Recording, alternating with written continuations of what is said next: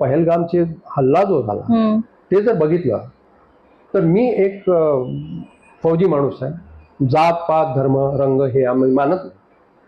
पण जेव्हा आपण असं बघतो की जे टेररिस्ट होते, लोक म्हणतात टेररिस्टला धर्म नसतो, जात नसते, पण जेव्हा एक टेररिस्ट लोकांना विचारू की तुमचा धर्म काय, तुम्ही म्हटलं की माझा धर्म हिंदू आहे, तर त्या तुम्ही गोळीबार मारता, तर दिस इज शिअर फॅनेटिझम. सिरियसली.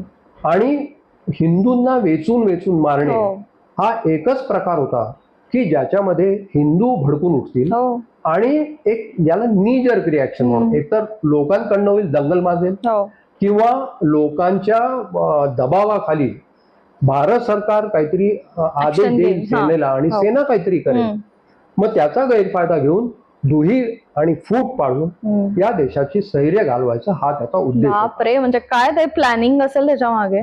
हा पूर्ण सुनियोजित हल्ला होता.